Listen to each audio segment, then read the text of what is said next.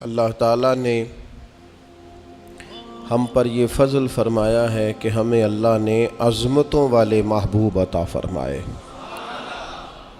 نبی پاک صلی اللہ تعالیٰ علیہ وسلم کا علم بھی بڑا عظیم ہے، حضور کے معجزات بھی بڑے عظیم ہیں، کمالات بھی بڑے عظیم ہیں، فضائل، شمائل، خصائل۔ حضور کو اللہ تعالیٰ نے جس زاویے جس سمت سے عطا فرمایا ہے تو عظیم ہی بنایا ہے، لیکن قرآن مجید میں ارشاد فرمایا کہ وَإِنَّكَ لَعَلَىٰ خُلُقٍ عَظِيمٍ، محبوب بے شک آپ کے اخلاق بھی بڑے ہی عظیم ہیں، آپ عظیم خلق پر ہیں، عظیم اخلاق کے مالک ہیں۔ ایک ہوتی ہے خلق، ایک ہوتا ہے خلق۔ خلق کہتے ہیں انسان کی ظاہری تخلیق کو، اس کی ظاہری خد و خال کو، صورت کو، اور خلق کہتے ہیں اس کے باطنی اوصاف کو، اس کی سوچ کو، اس کی نرم دلی کو، اس کے اچھے جذبات کو، اس کے خلوص کو، اس کی عاجزی کو، اس کی محبت کو، اس کے للہیت کو، اس کے باطن کے اندر جو لوگوں کے لیے اچھے جذبات ہوتے ہیں، اس کو خلق کہتے ہیں۔ اللہ تعالیٰ نے حضور کو جو خلق عطا فرمائے وہ بڑے ہی عظیم عطا فرمائے۔ نبی پاک علیہ الصلاۃ والسلام کے اخلاق کے اندر جو کمالات تھے وہ ذرا انفرادی تھے۔ ہمارا آج جو سب سے بڑا مسئلہ ہے وہ نہ اقتصادی ہے نہ معاشرتی ہے، ہمارا سب سے بڑا مسئلہ اخلاقی مسئلہ ہے۔ قومیں، ملتیں، قبیلے جب اخلاق چھوڑ جاتے ہیں اور جب وفاداری چھوڑ جاتے ہیں اور جب عظمت کردار چھوڑ جاتے ہیں تو وہ خود بخود بیک ہونے لگتے ہیں، وہ پیچھے ہٹنے لگتے ہیں۔ بہت سارے لوگ بام عروج پر ہوتے ہیں، آگے نکلتے ہیں، لیکن اپنی اخلاقی کمزوریوں کی وجہ سے وہ پستیوں کی طرف سفر شروع کر دیتے ہیں۔ انسان کے لیے سب سے زیادہ ضروری یہ ہوتا ہے کہ وہ اخلاقی مضبوطی اپنی طبیعت میں پیدا کرے۔ بہت سارے دوست لوگوں سے پیار کرتے ہیں، لیکن بعد میں جب وہ ان کا اخلاقی رویہ دیکھتے ہیں تو خود بخود پیچھے ہٹ جاتے ہیں۔ ایک ہوتا ہے دوست کا ہونا، احباب کا ہونا، ایک اپنے قریبی لوگ بھی، بہن بھائی بھی اور اولاد بھی انسان کی اخلاقی کمزوریوں کی وجہ سے اس سے پیچھے ہو جاتی ہے۔ جب تک رویے میں، مزاج میں اخلاقی بلندی پائی جاتی ہے، نبی پاک صلی اللہ تعالیٰ علیہ وسلم نے فرمایا تم میں سے بہترین مسلمان وہ ہے جس کے اخلاق زیادہ اچھے ہیں، جس کی عادات زیادہ عمدہ ہیں، جو عظمت کردار کا حامل ہے۔ مزاج میں وفاداری ہونی چاہیے، مزاج میں خیر خواہی ہونی چاہیے۔ انسان بعض لوگوں کے لفظوں میں عاجزی ہوتی ہے، ویسے وہ عاجز نہیں ہوتے، ملتے بھی جھک کے ہیں، لیکن ویسے عاجز وہ کہتے ہیں میں نے شیشے میں اتار لیا ہے، میں تیز آدمی ہوں، دیکھا میں نے اس کو بھی قائل کر لیا ہے۔ وہ لفظوں کے لحاظ سے، جھکاؤ کے لحاظ سے عاجز ہوتے ہیں، فی نفس سے ہی عاجز نہیں ہوتے۔ کچھ لوگ جملے کے لحاظ سے، اٹھنے بیٹھنے کے لحاظ سے، آؤ بھگت کے لحاظ سے خدمت گزار ہوتے ہیں، ویسے وہ خدمت گزار نہیں ہوتے۔ کچھ لوگ ایسے ہوتے ہیں جو اچھے جملے ترتیب دے کے کسی کو قائل تو کر لیتے ہیں، اس کو اپنی ہمدردی کا اظہار تو دلاتے ہیں، اشک شوئی تو کرتے ہیں، تسلی تشفی تو دیتے ہیں، ویسے خیر خواہ نہیں ہوتے۔ ویسے وہ بڑی اچھی دھیمی باتیں کر کے کہیں گے کہ یار کوئی مسئلہ نہیں، تو پریشان نہ ہو، تو ٹینشن نہ لے، میں تیرے ساتھ ہوں، پر نہیں نہ ساتھ ہوتے یار۔ زندگی میں وہ عجیب لمحہ تھا، وہ میرے ساتھ تھا پر میں تنہا تھا، ساتھ ہی تھا بندہ پر میں لوگوں کے ہجوم میں بھی اکیلا ہی تھا۔ اپنے اخلاقی رویے میں، خلق میں، مزاج میں، یعنی ڈھل جائے طبیعت انسان کی، اس کے رویے عمدہ ہو جائے اور یہ کام کشید نہ کرنا پڑے اسے۔ ہمارے علماء نے لکھا ہے خلق کا معنی یہ ہے کہ اچھے کام کرنے میں تکلیف نہ اٹھانی پڑے۔ خلق کا معنی یہ ہے کہ اچھے کام خود بخود بندے سے ہونے شروع ہو جائے، وہ خود بخود اچھے کاموں کی طرف اس کی طبیعت مائل ہو جائے، توجہ ہو جائے اس کا مزاج بن جائے. یہ کب ہوتا ہے؟ کس وقت ممکن ہوتا ہے؟ جب آپ ہر وقت کی اخلاقی بلندی حاصل کرتے ہیں. نبی پاک صلی اللہ تعالیٰ علیہ وآلہ وسلم کا ایک طریقہ تھا کہ حضور کے مزاج میں اخلاق. بعض لوگ ایسے ہوتے ہیں جو بعض اوقات ایسی حرکت کرتے ہیں، ہوتے ہیں لوگ جو ایسی حرکت کرتے ہیں کہ سخت رد عمل کی ضرورت ہوتی ہے. بندے کا دل کرتا ہے نرا ڈانٹے نہ، ڈنڈا بھی پکڑ لے. کرتے ہیں بعض اوقات بعض دوست ایسے کام. اور پھر ایک اور بڑا خطرناک رویہ ہوتا ہے. آپ کو پتہ ہے اسلام نے سب سے زیادہ ناپسند کسے کیا؟ غیبت کو. آپ کسی کے خلاف، کسی کے قبیلے گھر کے خلاف کسی کونے میں کھڑے ہو کے بات کریں، پہنچانے والے پہنچا دیتے ہیں. جو مزے لے کے سنتا ہے وہ مزے لے کے پہنچاتا بھی ہے. یہ پکی بات ہے. جس نے آپ کو ٹائم دیا نا سننے کا، وہ باز نہیں آئے گا، وہ پہنچائے گا بھی. آپ کی اخلاقی کمزوری نظر آ جائے گی، واضح ہو جائے گی. آپ سامنے والے، اچھا کچھ لوگ وزادار ہوتے ہیں، انہیں پتہ چل جاتا ہے بندہ ٹھیک نہیں، لیکن پھر بھی وہ قبول کریں تو اس کا مطلب ہے وہ بندہ اعلیٰ ظرف ہے جس نے رکھا ہوا ہے. تو یہ سمجھتا میں چلاک ہوں، میں اپنی تیزی کے ساتھ گزارا کر رہا ہوں. وہ اعلیٰ ظرف ہے جس نے اتنا کچھ پتہ ہونے کے باوجود بھی تیرے لیے کوئی لفظ، وہ بندہ با اخلاق ہے، با مروت ہے، وزادار ہے، وفادار ہے. تو میرے عزیز، نبی پاک علیہ الصلوۃ والسلام نے ان اخلاق کی طرف ہماری توجہ دلائی ہے جن میں لوگ بچتے نہیں کہ یہ کام میں نے نہیں کرنا، مجھے کیا لگے، میرا کیا لینا دینا. مثلاً ایک تاجر تھا حضور کے زمانہ نور میں، وہ پھلوں کی تجارت کرتا تھا، مشکات شریف میں موجود ہے. کسی وجہ سے اسے نقصان ہو گیا. تو انسان جب تجارتیں کرتا ہے، زندگی گزارتا ہے، تو جہاں اسے نفع ملتے ہیں وہاں کہیں کہیں اسے خسارے بھی ملتے ہیں. تو الگ بات ہے کہ ہم صرف نفعوں کے قائل ہوتے ہیں، خساروں کے قائل ہی نہیں ہوتے. وہ تاجر تھے، پھلوں کے تاجر تھے، بڑی اچھی تجارت کرتے تھے، کسی وجہ سے نقصان ہو گیا. اب وہ حضور کی بارگاہ میں آئے. ہمارے ہاں یہ ہوتا ہے کہ لوگ کہتے ہیں میرا کیا لینا دینا، بلکہ اگر کوئی بندہ اس طرح کا مسئلہ حل بھی کرا رہا ہو تو کہنے حضرت صاحب تو آڈا نہیں ہے کام. اس تاجر نے اس بارگاہ میں آ کے کہا جہاں جو آ جاتا ہے ہمیشہ بامراد ہی جایا کرتا ہے. یا رسول اللہ صلی اللہ تعالیٰ علیہ وسلم، میں پریشان ہو گیا ہوں. اور پہلے جب آدمی مالدار ہوتا ہے تو دائیں بائیں رش بھی ہوتا ہے، اور جب اس طرح کے حالات ہو جائیں تو وہ جو بڑے قریبی ہوتے ہیں وہ بھی کئی دفعہ ساتھ چھوڑ جاتے ہیں. ساری عمر ہی آٹا گد ہے تے لکھاں کیتے پیڑے، اب وقت آیا ہی تے محمد بخشا کوئی نہیں ہوں بیٹھا نیڑے. لوگ نکل جاتے ہیں، کمزور پڑ گیا بندہ بیچارہ. حضور کی بارگاہ میں عرض گزار ہوا یا رسول اللہ تکلیف میں ہوں. تاجر تھا، پھلوں کی تجارت کرتا تھا اور مشکات میں موجود. نبی پاک علیہ السلام نے دعا بھی فرمائی، کرم نوازی بھی فرمائی، رحمت بھی فرمائی، عطائیں بھی فرمائی. لیکن حضور نے نا صحابہ سے فرمایا سارے مل کے اپنے بھائی کی مدد کرو. تھوڑے پیسے کسی نے دیے، تھوڑے کسی نے دیے، تھوڑے کسی نے دیے، مل کے. اور ایسے لوگوں سے جو لوگ بڑے اس کام کے لیے ہر وقت ذہنی طور پر تیار رہتے تھے، ان لوگوں سے کہا اس کے ساتھ چلو. لیکن اس کا قرضہ ابھی بھی جتنا چڑھ گیا تھا اتنے پیسے جمع نہیں ہوئے تھے. اللہ کرے میں آپ کو سمجھاؤں، یہ بھی اخلاقی بلندی والا کام ہے کہ کسی شخص کی کمزوری میں اسے اٹھانا، گرتے ہوئے کو سنبھالنا، پھسلنے والے کو سہارا دینا، بکھرنے والے کو بکھرنے سے بچا لینا، ٹوٹنے والے کو ٹوٹنے سے بچا لینا، پریشان ہو جانے والے کو سمیٹ لینا. اللہ کے پیارے رسول صلی اللہ تعالی علیہ وسلم نے فرمایا اپنے بھائی کی مدد کرو. لوگوں نے مدد کی، لیکن اس حد تک اس کے پاس پیسے نہ ہوئے جتنا اس کا قرضہ تھا. اب حضور نے ان لوگوں کو بلایا جن کے اس نے پیسے دینے تھے، اور پیسے دینے والوں سے کہا کہ اس کے پاس اتنے ہیں، اتنے لے لو، اور چلو تم بھی کچھ نیکی کرو، کچھ لے لو کچھ چھوڑ دو. یہ کون کرا رہا ہے؟ رحمت للعالمین نبی. اور ہمارا جب کوئی بندہ اس طرح الجھ جاتا ہے پھر تو وہ ساڑا لگتا ہی کچھ نہیں نا. اتنے دنوں تک نہ رشتہ داری ہوتی ہے، نہ دوستی ہوتی ہے، نہ تعلق. وہ تیری آنکھ ہو یا سنگ ملامت کی چبھن، کون پہنچا ہے میرے درد کی گہرائی تک. دور شہرت میں تو یاروں نے کیا یاد بہت، پر ساتھ آیا نہ کوئی کوچہ رسوائی تک. جب حالات خراب ہوتے ہیں تو سب سے پہلا کام یہ ہوتا ہے میرا تعلق کوئی نہیں.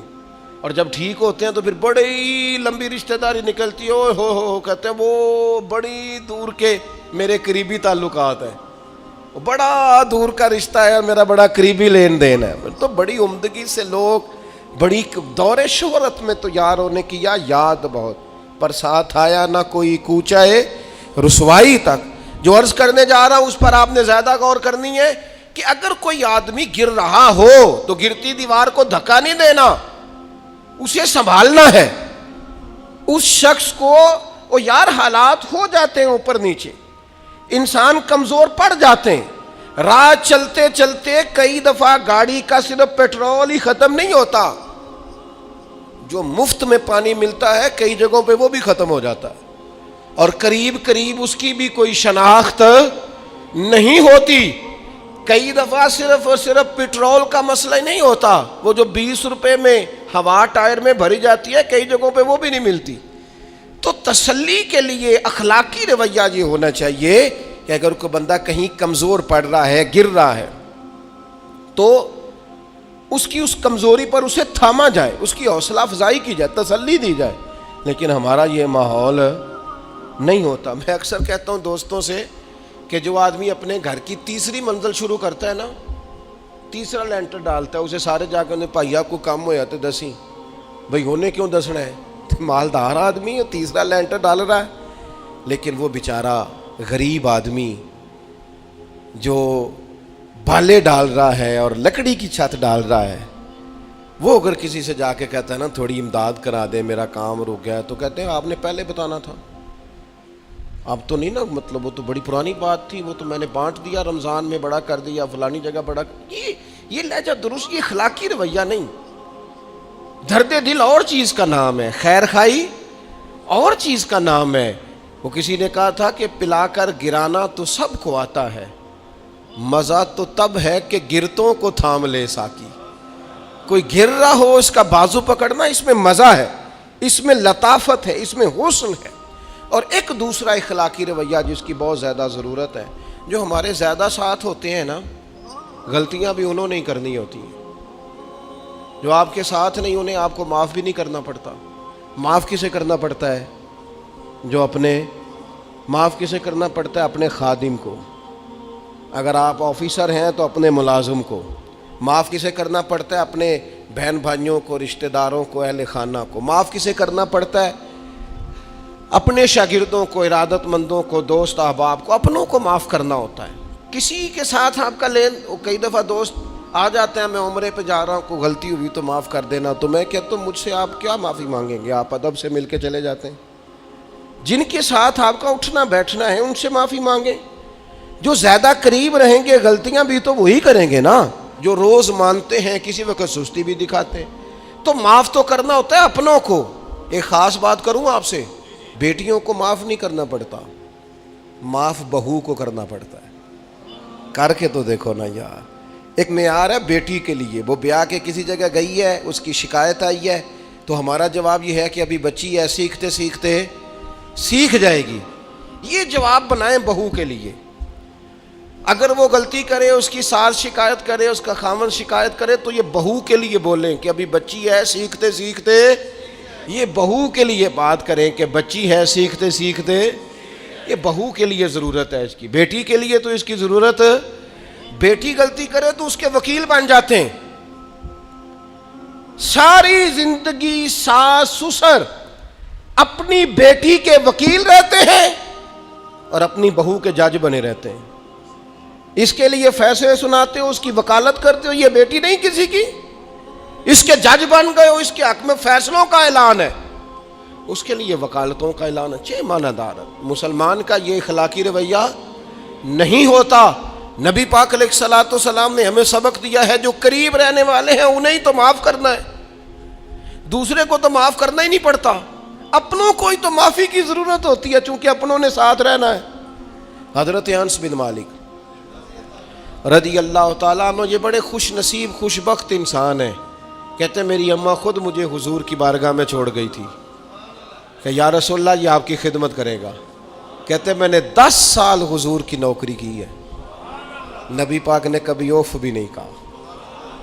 بلکہ بخاری مسلم میں ایک انوکھی بات موجود ہے. فرماتے ہیں مجھے ایک دن حضور نے فرمایا جا یہ کام کر کے آ. کہتے میرے دل میں یہی تھا کہ فوراً جاؤں گا. اسی طرح لفظ موجود ہے, میرے دل میں تھا جاؤں گا کر کے آؤں گا. حضور نے فرمایا کر کے آ. دل میں پکا ارادہ تھا جاؤں گا, لیکن اپنی زبان سے میں نے کہا حضور میں نے کوئی نہیں جانا. یہ کیوں بات کی؟ یہ ذرا لاڈ کے ساتھ کی, یہ ذرا ناز کے ساتھ کی, یہ ذرا نا محبت کے ساتھ کی, یہ ذرا حضور جو پیار کرتے تھے نا اس پیار کو سامنے. حضور میں نے نہیں جانا. تو کہتے ہیں حضور تھپکی دے کے, یہ غلام سے بات ہو رہی. حضور فرمانے لگے چل نہ تجھے کہا ہے نہ جا کر کے آ. کہتے میں چلا گیا, اسی ارادے سے گیا تھا جاؤں گا, لیکن رستے میں جب میں گیا تو بچے کھیل رہے تھے, میں نے بھی کھیلنا شروع کر دیا.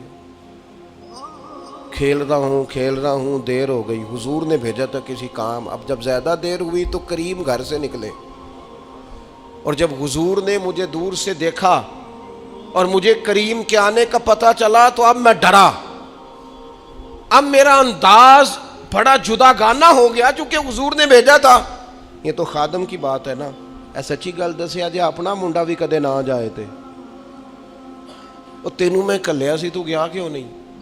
ناراض نہیں ہونا آپ نے, لیکن چلو بچہ ہے, کسی وقت دیر سویر بھی ہو ہی جاتی ہے, کیوں اتنی سختی کرتے ہیں؟ حضرت انس بن مالک کہتے ہیں جب حضور کو آتے دیکھا تو میں پوری طرح ڈر گیا, لیکن قریب محبوب جب میرے قریب آئے اور مجھے ڈرا ہوا دیکھا نا تو پھر رحمت للعالمین محبوب کی رحمت کا بادل چھایا.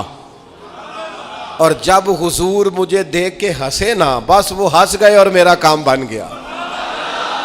بس کریم تھوڑی دیر ہوئی ایک آیا کالیاں زلفاں والا, ایویں دو کڑیاں میرے من وچ رکیا تے کر گیا نور اجالا. بات بن گئی, بات طبیعت ٹھنڈی ہو گئی. تو حضور فرمانے لگے میں نے کہا تھا جاؤ, گئے نہیں. اب جب حضور مسکرا گئے تو بات ہی ختم ہو گئی. یا رسول اللہ صلی اللہ علیہ وسلم جانے لگا ہوں.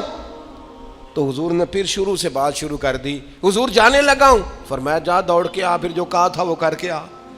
لیکن وہ بیچ میں جو دیر ہوئی تھی, وہ جو لیٹ ہوئی تھی, اور جو میں کہہ کے آیا تھا میں نے نہیں جانا, حضور نے اس بات پر مجھ سے کوئی سختی نہیں کی. میرے عزیز اپنوں نے تو غلطی کرنی ہے, معاف کس کو کرنا ہے؟ اپنوں کو. لیکن ہم نے باہر ساری دنیا کو معاف کر دیا ہے, اپنوں کو ہم معاف کرنے کو تیار نہیں.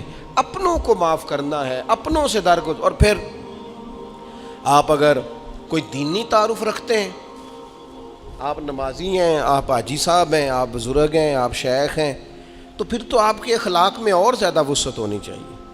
جیسے جیسے بندے کی عمریں بڑھتے جائیں نا ویسے ویسے اسے میٹھا ہونا چاہیے, کڑوا نہیں ہونا چاہیے. جیسے جیسے اس کی تسبیح بڑھتی جائے ویسے ویسے اس کا لہجہ بھی وسیع ہونا چاہیے.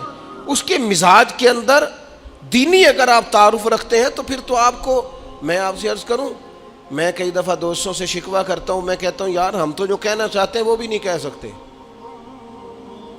ہم تو سونا چاہتے ہیں, ڈھب سے سو نہیں سکتے, ڈھونڈتے پھرتے ہیں جگہ ملے کوئی آرام کرنے کو. کیوں؟ اس لیے کہ دینی تعارف رکھتے ہیں.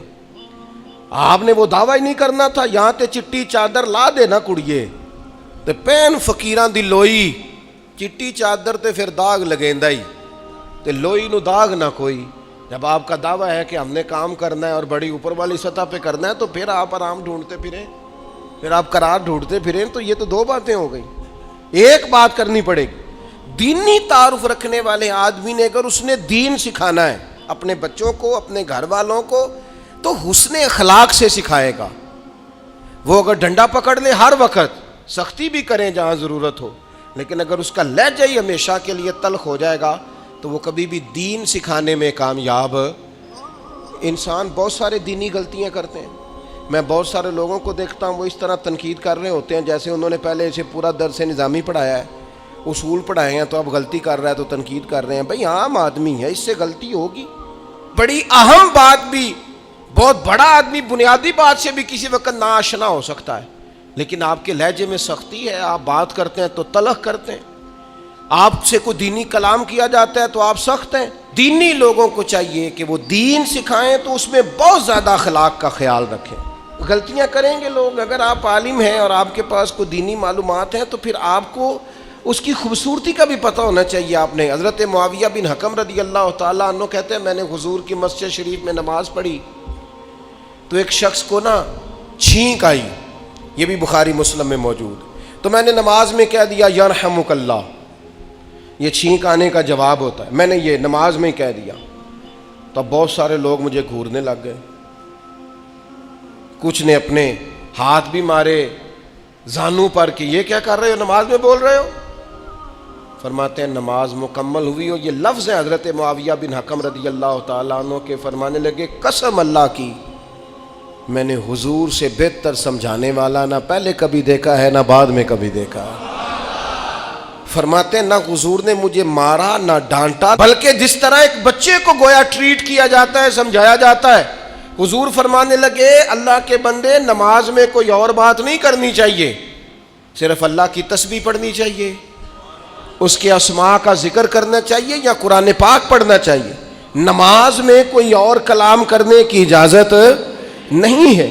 ہمارے ہاں لوگ دینی مسئلہ سمجھاتے ہیں تو اتنا ان کے مزاج میں تلخی ہوتی ہے بعض اوقات, اللہ ماشاءاللہ. کچھ لوگوں کی طبیعت اتنی کرخت ہوتی ہے, بچہ نماز پڑھ رہا ہے اور حاجی صاحب اس کے ساتھ کھڑے نماز پڑھ رہے ہیں, لیکن وہ اس کو کھڑا کر رہے ہیں تو یوں کندھے سے ہلا کے, تینوں آج تک نہیں پتا نماز ہے کہ یہ آپ دین سکھا رہے ہیں. یہ اخلاقی رویہ دین سکھانے کا, یہ لب و لہجہ دین سکھانے کا, قطعاً ایسا کوئی کام نہ کریں. میں تو یہ مدارس کے اساتذہ سے بھی کہتا رہتا ہوں, میں کہتا ہوں نبی پاک نے کبھی کسی کو نہیں مارا. آپ بچوں کو ڈانٹیں, کریں کچھ, لیکن وہ رویہ آپ اختیار نہ کریں جس کی دین اجازت نہیں دیتا. تو اخلاقیات میں ان چیزوں کا ضرور خیال کریں. ایک روایت اور عرض کر دوں آپ کو. حضرت جابر بن عبداللہ رضی اللہ تعالیٰ عنہ فرماتے ہیں میرے والد احد میں شہید ہو گئے تھے, میرے ذمے بہنوں کا بوجھ بھی تھا اور قرضہ بھی تھا. اللہ کے محبوب علیہ السلام نا مختلف طریقوں سے مختلف انداز میں میرے اوپر کرم نوازیاں فرماتے. نوازنے کا طریقہ, آپ نہ کسی کو نوازیں بہانے سے. میں نے بعض بزرگوں کو دیکھا ہے کسی بچے کو ادارے میں خانقاہ میں کمزور دیکھتے, وہ سریلا بھی نہیں ہے, اسے کہتے چل پتر نعت سنا, وہ نعت سنا رہا ہے تو اسے نذرانہ دے رہے ہیں, چل بیٹے تلاوت سنا, چل تقریر سنا, کسی بھی طریقے سے اس کو تسلی ہو رہی. اور اس طرح کا رویہ نہ اپنایا جائے کہ وہ مانگنے والا بن جائے. یہ اخلاقی بلندی ہوتی ہے آپ کی کہ آپ کسی شخص کو بہانوں سے نوازیں. اس طرح کا ماحول نہ بنائیں کہ آپ اسے کہیں کہ چونکہ تو کمزور ہے, غریب ہے, فقیر ہے, لہذا تجھے دے رہا ہوں. حضرت جابر بن عبداللہ فرماتے ہیں, اور یہ بھی آپ کو مسلم شریف میں ملے گا, فرماتے ہیں کہ جنگ میں حضور کے ساتھ تھا, میرا اونٹ بڑا کمزور ہو گیا, بیمار ہو گیا, چل نہیں رہا تھا. حضور میرے قریب آئے اور پیچھے آ کے فرمانے لگے اسے بھگاتا کیوں نہیں. میں نے کہا حضور بیمار ہے, کیسے بھگاؤں. تو نبی پاک نے نا اونٹ کو ایک درہ لگایا اور گویا پیغمبر اعظم نے حکم دیا, نبی رحمت نے, نبی اکرم نے حکم دیا, فرمایا اونٹ بھاگتا کیوں نہیں. وہ جو سب سے پیچھے تھا وہ سب سے آگے نکل گیا. واہ کیا جود و کرم ہے شہ بطحا تیرا, اور نہیں سنتا ہی نہیں مانگنے والا تیرا. سرکار نے حکم دیا, وہ اونٹ سب سے آگے نکل گیا. اب حضور گھوڑا دوڑا کے آگے آئے, فرمانے لگے جابر یہ اونٹ میرے ہاتھ بیچ نہیں دیتا.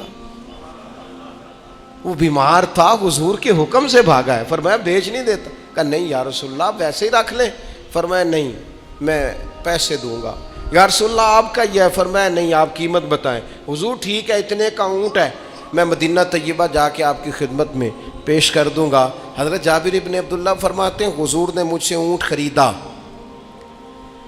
مدینہ طیبہ پہنچ کر نبی پاک صلی اللہ تعالی علیہ وسلم نے سیدنا بلال حبشی سے فرمایا جابر کو اونٹ کی قیمت بھی دے دو اور کچھ پیسے زیادہ بھی دے دو. فرماتے ہیں مجھے اونٹ کی قیمت بھی مل گئی, کچھ پیسے زیادہ بھی مل گئے, اور جب میں حضور کی بارگاہ میں حاضر ہوا اونٹ پیش کر کے اور قیمت لے کے جانے لگا تو حضور فرمانے لگے جابر جانا نہیں, قیمت بھی تیری ہے اونٹ بھی تیرا ہے. نبی پاک نے وہ اونٹ بھی تحفے میں مجھے واپس دے دیا. یہ اخلاقی رویے کی بلندی کہ کسی شخص کی غربت میں اسے نوازنا, لیکن اس طرح کا نوازنا کہ اسے محسوس نہ ہو کہ مجھے امداد دی جا رہی ہے. تو اپنے ان چند ایک اخلاقی رویوں پر ضرور توجہ کریں۔ ایک تو سب سے جس کو آپ دیکھیں کمزور ہو گیا ہے، گر رہا ہے، پریشان ہے، اس کا ضرور خیال کریں۔ لوگ بڑے بڑے تیز دوڑتے ہیں، کسی جگہ پھر گر بھی جاتے ہیں، گرتے ہوئوں کو سنبھالنے کی کوشش کریں۔